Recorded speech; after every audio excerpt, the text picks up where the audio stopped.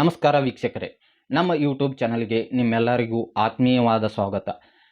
ಈಗ ಕರ್ನಾಟಕ ಸರ್ಕಾರವು ಪಿಂಚಣಿ ಹಣವನ್ನು ತಡೆದು ಹಿಡಿದಿದೆ.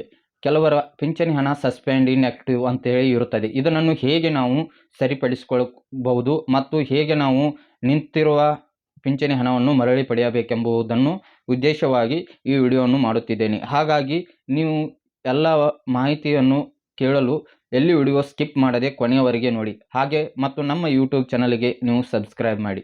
ವೀಕ್ಷಕರೇ, ಈಗ ಕೆಲವು ದಿನಗಳಿಂದ ಪಿಂಚಣಿ ಹಣ ಪಡೆದುಕೊಳ್ಳುತ್ತಿದ್ದವರು ಸಸ್ಪೆಂಡ್ ಇನ್ಆಕ್ಟಿವ್ ಮತ್ತು ಇನ್ನಿತರ ಪ್ರಾಬ್ಲಮ್ಗಳಿಂದ ಆಗುತ್ತಿರುವ ತೊಂದರೆಯಿಂದ ಸರ್ ನಮಗೆ ಪಿಂಚಣಿ ಹಣ ಬರುತ್ತಿಲ್ಲ ಎಂದು ಹೇಳುತ್ತಿದ್ದೀರಿ.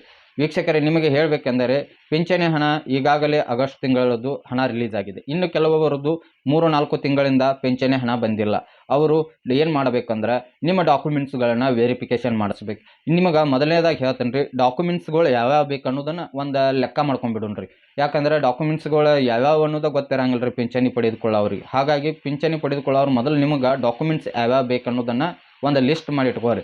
ಲಿಸ್ಟ್ ಪ್ರಕಾರ ನಿಮಗೆ ಹೇಳ್ಕೊತ ಹೋಗ್ಕೊಂಡ್ರಿ, ನೀವು ಎಲ್ಲರೂ ಒಂದು ಬರ್ಕೋತಾರ ಹೋಗ್ರಿ, ಏನಾರ ಮಾಡಿರಿ, ಲಿಸ್ಟ್ ರೆಡಿ ಮಾಡ್ಕೊರಿ. ಮೊದಲನೇದಾಗಿ ನಿಮಗೆ ಡಾಕ್ಯುಮೆಂಟ್ಸ್ ಲಿಸ್ಟ್ ಅಂದ್ರೆ ಮೊದಲನೇದಾಗಿ Aadhaar card, PAN card, bank passbook, ration card ಮತ್ತು ನೀವು ಪಿಂಚಣಿ ಪಡೆದುಕೊಳ್ಳುತ್ತಿರುವ ಪ್ರಮಾಣ ಪತ್ರ ಮತ್ತು ನಿಮ್ಮ ಆದಾಯದ ಪ್ರಮಾಣ ಪತ್ರ, ಇನ್ಕಮ್ ಅಂತಾರ್ರಿ.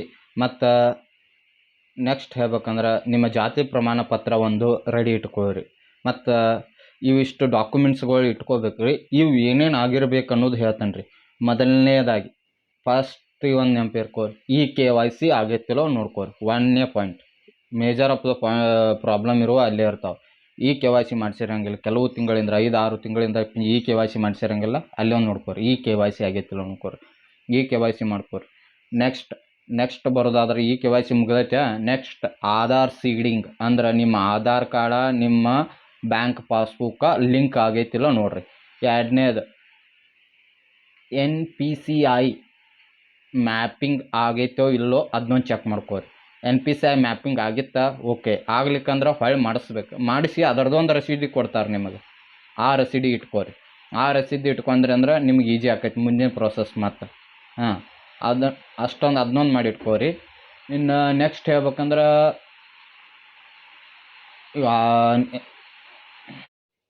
ವೀಕ್ಷಕರೇ, ನೀವು ಇಷ್ಟೆಲ್ಲ ಡಾಕ್ಯುಮೆಂಟ್ಸ್ ರೆಡಿ ಮಾಡ್ಕೊಂತರ ನಿಮಗೆ ಪಿಂಚಣಿ ಹಣ ಬರತ್ತಿಲ್ಲ ಅಂದ್ರೆ ಅವಾಗ ಏನು ಮಾಡ್ಬೇಕು, ನೀವು ಪಿಂಚಣಿ ಹಣದ ಏನೇನು ಇನ್ಕತಕ್ಕ ಏನು ಹೇಳಿಲ್ಲ ನಿಮಗೆ ಡಾಕ್ಯುಮೆಂಟ್ಸ್, ಆ ಡಾಕ್ಯುಮೆಂಟ್ಸ್ ಎಲ್ಲನೂ ತೊಗೋಬೇಕು. ಎಲ್ಲನೂ ತೊಗೊಂಡು ಮೊದಲಿಗೆ ನಿಮ್ಮ ಊರಿನ ಗ್ರಾಮ ಲೆಕ್ಕಾಧಿಕಾರಿಗೆ ಭೇಟಿ ಆಗ್ಬೇಕು. ಸರ್ ಹಿಂಗಾಗೈತೆ ರೀ, ಇದ್ರ ಸಲುವಾಗಿ ಇಷ್ಟೆಲ್ಲ ಡಾಕ್ಯುಮೆಂಟ್ಸ್ ರೆಡಿ ಮಾಡ್ಕೊಂತದ್ರಿ, ಹಂಗೆ ಮಾಡೋಣ್ರಿ ಸರ ಅಂತೇಳಿ ಹೋಗ್ಯಾರ ಅವ್ರು ನಿಮ್ಗೊಂದು ಮಾಹಿತಿ ಕೊಡ್ತಾರೆ. ಏನಂದ್ರೆ ಅವರೆಲ್ಲ ತೊಗೊಂಡು ಸ್ಟೇಟಸ್ ವೆರಿಫಿಕೇಷನ್ ಅದ್ರೂ ಚೀಟಿ ತೊಗೊಂಡು ಏನು ಮಾಡ್ತಾರೆ, ಹೊಳ್ಳಿ ಅಪ್ಲೋಡ್ ಮಾಡ್ತಾರೆ ಅವ್ರ ಸೈಟ್ನ್ಯಾಗ. ಅಪ್ಲೋಡ್ ಮಾಡ್ರಂದ್ರೆ ಅದು ತಹಸೀಲ್ದಾರ್ ಸರ್ ತೆಕ್ಕೋಕೈತಿ. ತಹಸೀಲ್ದಾರ್ ಸರ್ ಮತ್ತು ಅಪ್ರೂವಲ್ ಮಾಡಿ ಕಳಿಸಿರು ನಿಮಗೆ ಪಿಂಚಣಿ ಹಣ ಬರ್ತೈತಿ. ಅವ್ರು ಅಪ್ರೂವಲ್ ಮಾಡಿ ಕಳಿಸ್ಲಿಕ್ಕಂದ್ರೆ ನಿಮಗೆ ಹಣ ಬರಂಗಿಲ್ಲ ರೀ, ಅದನ್ನೊಂದು ನೆನ್ಪಿಟ್ಕೋರಿ. ಮತ್ತು ಅದಕ್ಕೆ ಸರ್ ಇದ್ದವ್ರು ಅಷ್ಟು ಮಾಡಿ ಅವ್ರು ಕೊಡ್ತಾರೆ. ಅಷ್ಟು ನಿಮಗೆ ಅದು ತೃಪ್ತಿ ಆಗ್ಬೇಕಂದ್ರೆ, ಅಷ್ಟು ಮಾಡಿದ್ರೆ ನಮ್ಗೆ ಹಣ ಬರುವತ್ತನ್ನು ನಿಮಗೆ ನೆಮ್ಮದಿ ಇರ್ಲಿಕ್ಕಂದ್ರೆ ನೆಕ್ಸ್ಟ್ ಏನು ಮಾಡ್ಬೇಕಂದ್ರೆ ನಿಮ್ಮ ಊರಿನ ಗ್ರಾಮ 1, ಕರ್ನಾಟಕ 1, ನಾಡ ಕಚೇರಿ ಇಂಥ ಆಫೀಸ್ಗಳಿಗೆ ಹೋಗ್ರಿ. ಅಲ್ಲಿ ನಮ್ಗೆ ಹಿಂಗೆ ಪ್ರಾಬ್ಲಮ್ ಆಗೈತಿ, ಹೆಂಗೆ ಮಾಡೋಣ್ರಿ ಅಂತ ಕೇಳಿ ಅವ್ರು ನೀವು ಎಲ್ಲ ಡಾಕ್ಯುಮೆಂಟ್ಸ್ ಕೇಳ್ತಾರೆ. ಅವರು ಒಮ್ಮೆ ಅಪ್ಲೋಡ್ ಮಾಡ್ತಾರೆ. ಅವರು ಅಪ್ಲೋಡ್ ಮಾಡ್ರಂದ್ರೆ ಹಣ ಬರೋಕ್ಕೂ ಟೈಮ್ ತೊಗೊತೈತೆ ರೀ. ಅವರು ಎಲ್ಲ ಒಂದನೇದಾಗಿ ನೀವು ನೋಡಿರಿ, ಯಾವುದೇ ಡಾಕ್ಯುಮೆಂಟ್ಸ್ ಇಲ್ಲದೆ ಯಾವುದೇ ಆಫೀಸರ್ಗೂ ಭೇಟಿ ಆಗಕ್ಕೆ ಹೋಗ್ಬೇಡ್ರಿ, ಯಾವುದೇ ಕಚೇರಿಗಳಿಗೂ ಹೋಗಕ್ಕೆ ಹೋಗ್ಬೇಡಿ. ಎಲ್ಲ ರೆಡಿ ಇಟ್ಕೊಂಡನ ಹೋಗುತ್ತೆ ಬರ್ರಿ. ಅಲ್ಲಿ ತನಕ ನಿಮಗೆ ಪರಿಹಾರ ಸಿಗಂಗಿಲ್ಲ ರೀ. ಮೊದಲು ಎಲ್ಲ ಡಾಕ್ಯುಮೆಂಟ್ಸ್ ಇಟ್ಕೊಂಡನ ಹೋಗ್ರಿ. ಅವ್ರ ನಾಡು ಕಚೇರಿದಾಗ ನಿಮ್ಮ ಡಾಕ್ಯುಮೆಂಟ್ಸ್ಗಳನ್ನ ರೆಡಿ ಮಾಡಿ ಅಪ್ಲೋಡ್ ಮಾಡಿರತ್ತಿಕೋರಿ. ಅವ್ರ ಕಡೆ ಒಂದು ರಸೀದಿ ಇಸ್ಕೋರಿ ಅಪ್ಲೋಡ್ ಮಾಡಿದಕ್ಕೂ. ಯಾಕಂದ್ರೆ ಈಗ ಒಂದನೇದಾಗಿ ಯಾರಿಗೆ ಭೇಟಿಯಾಗಿರ್ತಿರಲ್ಲ ಅವ್ರ ಕಡೆನೂ ಒಂದು ರಸೀದಿ ಇಟ್ಕೋರಿ. ಅದೇ ಸೇಮ್ ಅಲ್ಲಿ ಒಂದು ರಸೀದಿ ಇಟ್ಕೋರಿ. ಈ ರಸೀದಿ ಇಟ್ಕೊಂಡ್ರೆ ತಿಕೋರಿ ನಿಮಗೆ ಒಂದು ಪ್ರೂಫ್ ನಾವು ಮಾಡಿಸೋದು ಎಲ್ಲ ಮಾಡಿಸಿದ್ರು ನಮ್ಗೆ ಹಣ ಬರುವ ತನಕ ಪ್ರೂಫ್ ಬೇಕು. ಯಾಕಂದ್ರೆ ನೆಕ್ಸ್ಟ್ ಸ್ಟೆಪ್ ಹೋಗೋದನ್ನು ಒಂದು ದೊಡ್ಡ ಸ್ಟೆಪ್ಪಿಗೆ ಹೋಗೋಣ್ರಿ. ನೆಕ್ಸ್ಟ್ ಏನು ಮಾಡಬೇಕು, ಹೋಗೋದಕ್ಕೂ ತಾಲೂಕು ಆಫೀಸ್ಗೆ ಹೋಗ್ಬೇಕು. ತಾಲೂಕು ಆಫೀಸ್ದಾಗ ತಹಸೀಲ್ದಾರ್ ಇರ್ತಾರೆ, ಉಪ ತಹಸೀಲ್ದಾರ್ ಇರ್ತಾರೆ, ತಹಸೀಲ್ದಾರ್ ಸರ್ ಇರ್ತಾರೆ.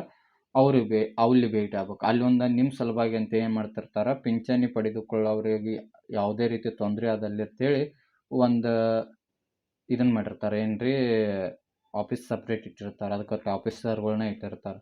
ಅಲ್ಲಿ ಹೋಗಿ ಭೇಟಿ ಆಗ್ಬೇಕು. ಅಲ್ಲಿ ನಿಮ್ಮ Aadhaar card, pan card, bank passbook, KYC ಮಾಡಿದ್ದ ರಸೀದಿ, NPCI ಮಾಡಿದ್ದ ರಸೀದಿ, ಮತ್ತು ನಿಮ್ಮ ಆದಾಯ ಪ್ರಮಾಣ ಪತ್ರ 32,000 ಒಳಗಿರಬೇಕು. ವಾರ್ಷಿಕ ಆದಾಯ ಪ್ರಮಾಣ ಪತ್ರ ಅದನ್ನು ತೊಗೊಂಡು ಹೋಗ್ಬೇಕ್ರಿ. ಅದನ್ನು ತೊಗೊಂಡು ಹೋದ್ರಂದ್ರೆ ಅವ್ರು ನೋಡ್ತಾರೆ. ಅವ್ರು ನೋಡಿ ನಿಮ್ಮ ಎಲ್ಲ ಡಾಕ್ಯುಮೆಂಟ್ಸ್ಗಳು ಒಂದೊಂದಾಗಿ ಚೆಕ್ ಮಾಡ್ತಾರೆ. ಈಗ ಆಧಾರ್ ಕಾರ್ಡ್ ಅಪ್ಡೇಟ್ ಆಗೈತಿಲ್ಲೋ ಫಸ್ಟಿಗೆ ಚೆಕ್ ಮಾಡ್ಕೊಂಡ್ರಂದ್ರೆ ನೆಕ್ಸ್ಟ್ ಆಧಾರ್ ಕಾರ್ಡ್ ಸೀಡಿಂಗ್ ಆಗೈತಿಲ್ಲೋ ನೋಡ್ಕೋತಾರೆ. ಆಧಾರ್ ಕಾರ್ಡ್ ಸೀಡಿಂಗ್ ಆಗೈತಿಲ್ಲೋ ನೆಕ್ಸ್ಟ್ ನೋಡ್ಕೊಂಡ್ರಂದ್ರೆ ನಿಮ್ಮ ಬ್ಯಾಂಕ್ ಪಾಸ್ಬುಕ್ಕು ಮತ್ತು ಆಧಾರ್ ಕಾರ್ಡ್ ಲಿಂಕ್ ಆಗ್ಯಾವ ನೋಡ್ಕೋತಾರೆ.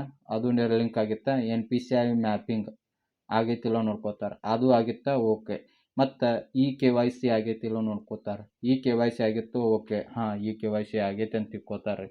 ಹೀಗೆ ಒಂದೊಂದಾಗಿ ವೆರಿಫಿಕೇಷನ್ ಮಾಡ್ಕೋತ ಬರ್ತಾರೆ. ಇನ್ನೇನು ಮಾಡ್ತಾರೆ, ಲಾಸ್ಟಿಗೆ ಬಂದು ನಿಮ್ಮ ಪಿಂಚಣಿ ಹಣ ಯಾವುದ್ರ ಮೇಲೆ ಪಡೆದುಕೊಳ್ತಾ ಇದ್ದೀರಿ. ಈಗ ಅಂಗವಿಕಲರ ಮೇಲೆ ಪಡ್ಕೋತಾ ಇದ್ದೀರಿ ಅಂದ್ರೆ ಹೊಳ್ಳಿ ಡಾಕ್ಟರ್ ಕಡೆ ಹಚ್ಕೊಡ್ತಾರೆ. ಇದನ್ನೊಂದು ತಿಳ್ಕೊರಿ ನೀವು. ಯಾಕಂದ್ರೆ ಅಂಗವಿಕಲರದ ಮೋಸ್ಟ್ ಆಫ್ ಜನ, ಭಾಳ ಜನ ಅದ್ರ ಫೇಕ್ ತೊಗೋತಾರು ಅಂಥೇಳಿ ಒಂದು ನ್ಯೂಸ್ ಐತ್ರಿ. ಅದ್ರ ಸಲುವಾಗಿ ಅದನ್ನು ನಿಮ್ಮನ್ನ ಹೊಳ್ಳಿ ಸರ್ಟಿಫಿಕೇಟ್ ಮಾಡಿಸ್ಕೊಂಬರಕ್ಕೆ ಹಚ್ಬೋದು ರೀ. ಅದನ್ನೊಂದು ಸಲ ವಿಚಾರ ಮಾಡಿರಿ. ಆ ಸರ್ಟಿಫಿಕೇಟ್ ಎಂತ ವಿಚಾರ ಮಾಡ್ಕೊಂಡು ನೆಕ್ಸ್ಟ್ ಹೋಗ್ಬೇಕು ರೀ. ಇನ್ನು ಇವೆಲ್ಲ ಡಾಕ್ಯುಮೆಂಟ್ಸ್ಗೆ ಒಪ್ಪಿದ್ದು ಆದಾಯ ನೋಡ್ತಾರೆ. ಆದಾಯ ನಿಮ್ಮದು 32,000 ಒಳಗಿತ್ತಂದ್ರೆ ಓಕೆ, ಹಾಂ ನೀವೆಲ್ಲ ಎತ್ಕೋಕ್ಕೆ ಎಲಿಜಿಬಿಲಿಟಿ ಇದ್ದಾರೆ ಅಂತೇಳಿ ಅವ್ರು ನಿಮಗೆ ಹೇಳ್ತಾರೆ. ಅವಾಗ ಎಲಿಜಿಬಿಲಿಟಿ ಇದ್ದಾರೆ ಅಂದ್ರಲ್ಲೋ ಅವರು ಅಪ್ಲೋಡ್ ಮಾಡ್ತಾರೆ ರೀ. ಅವ್ರು ಅಪ್ಲೋಡ್ ಮಾಡಿದ ಒಂದು ನನ್ನ ವಿಚಾರ ಪ್ರಕಾರ ಅಂದ್ರೆ ಯಾರಿಗೂ ಒಂದು 20 ದಿನದಾಗರೂ ಹಣ ಬರಂಗಿಲ್ಲ ರೀ. ಅವ್ರು ಅಪ್ಲೋಡ್ ಮಾಡಿರಂದ್ರೆ 1 ತಿಂಗಳಿಂದ 2 ತಿಂಗಳ ಮಟ್ಟ ಟೈಮ್ ತೊಗೊತೈತಿ ಹಣ ಬರೋಕೆ. ಹಣ ಅವಾಗ ಹೆಂಗೆ ಬರ್ತೈತಿ, ಒಂದೊಂದು ಕಂತುಗಳು. ಈಗ ನಿಮಗೆ 4-5 ಕಂತು ನಿಂತಿದ್ದು ಅಂದ್ರೆ ಒಂದೊಂದು ಕಂತುಗಳಾಗಿ ಹಣ ನಿಮಗೆ ಬರೋಕೆ ಚಾಲೂ ಆಕೈತೆ ರೀ. ಇದನ್ನೊಂದು ತಿಳ್ಕೊರಿ ನೀವು. ಒಮ್ಮೆ ಹಣ ಬಾ ಅಂದ್ರೆ ಹಣ ಬರಂಗಿಲ್ಲ ರೀ. ಹಂತವಾಗಿ ಹಣ ನಿಮಗೆ ಬರ್ತೈತೆ ರೀ. ಹಣ ಮತ್ತು ಕೆಲವ್ರು ನನ್ನ ಇದನ್ನೇ ಕ್ವಶನ್ ಭಾಳ ಜನ ಮಾಡ್ತಾರೆ, ಸರ್ ನಾವೆಲ್ಲ ವೆರಿಫಿಕೇಷನ್ ಮಾಡಿಸಿದ್ರಿ ಆದ್ರೆ ನಮಗಿನ್ನೂ ಪಿಂಚಣಿ ಹಣ ಬರಾತಿಲ್ಲ ರೀ ಸರ್, ಮಾಡಿಸಿ 20 ದಿನ ಆಯ್ತು ರೀ. ಈಗ ಒಂದು ಕಾಮೆಂಟ್ ನೋಡಿದೆ ಜಸ್ಟ್, ಅವರು ಅದನ್ನ ಹೇಳ್ಯಾರ, 20 ದಿನ ಏನೋ ಆಯ್ತಂತ ಪಿಂಚಣಿ ಹಣ ಬರಾತಿಲ್ಲ ರೀ ಸರ್, ನಾವು ಡಾಕ್ಯುಮೆಂಟ್ಸ್ ನಮ್ಗಟ್ಟು ಏನಾರು ಹೆಲ್ಪ್ ಮಾಡಿರಿ ಸರ್. ನಿಮ್ಗೇನು ಹೇಳ್ತೀನಿ ರೀ, ಇದೇ ಮಾಹಿತಿ ನೋಡಿರಿ. ನಿಮಗೇನಿಲ್ಲ, ಬೇರೆ ಬಿಟ್ಟರೆ ಕಾಯೋದು ಬಿಟ್ಟರೆ ಬೇರೆ ಏನು ಆಪ್ಷನ್ ಇಲ್ಲ ರೀ. ಈಗ ನಾವು ಕಾಯಬೇಕು ರೀ. ನಮಗೆ ಪಿಂಚಣಿ ಹಣ ಬೇಕಂದ್ರೆ ನಾವು ಕಾದು ಅಂದ್ರೆ ನಮಗೆ ಪಿಂಚಣಿ ಹಣ ಬರ್ತೈತಿ. ಕಾಯ್ಲಿಕ್ಕೆ ಪಿಂಚಣಿ ಹಣದ ಬರ್ತೈತೆ, ಯಾವಾಗೂ ಬರ್ತೈತಿ. ಏನು ಮಾಡ್ಬೇಕು, ತಾಳ್ಮೆ ತೊಗೋಬೇಕಾದವ್ರು ನಾವು. ಇದೆಲ್ಲ ಆಗಿದ್ದು ಯಾರಂದ್ರೆ ಈ ಫೇಕ್ ಡಾಕ್ಯುಮೆಂಟ್ಸ್ ಕೊಟ್ಟು ಪಿಂಚಣಿ ಹಣ ಪಡೆದುಕೊಳ್ತಾರಲ್ಲ ಅವ್ರ ಸಲುವಾಗಿ ಈಗ ಎಲ್ಲರೂ ಅನುಭವಿಸ್ಬೇಕಾಯ್ತು. ಒಬ್ಬರ ಅಲ್ಲ, A to Z ಜನ ಈ ಪ್ರಾಬ್ಲಮನ್ನು ಅನುಭವಿಸ್ಬೇಕಾಗಿತ್ತು. ಅದಕ್ಕಾಗಿ ಕೆಲವು ದಿನಗಳು ನಿಮಗೆ ತೊಂದರೆ ಆಗ್ಬೋದು. ಟೈಮ್ ತಗೊಂಡು ನಿಮಗೆ ಸರ್ಕಾರ ನಿಮ್ಮ ಪಿಂಚಣಿ ಹಣವನ್ನು ಮರಳಿ ಹಾಕುತ್ತದೆ. ಯಾಕಂದರೆ ಯಾವುದೇ ರೀತಿ ಅದರ ಸರ್ಕಾರ ಹೇಳೈತಿ ಈಗ ಪಿಂಚಣಿ ನಿಲ್ಲಿಸೋದು ಅಂದ್ರೆ ಅವ್ರನ್ನೇನು ಶಾಶ್ವತವಾಗಿ ನಿಲ್ಲಿಸಿಲ್ಲ ನಾವು.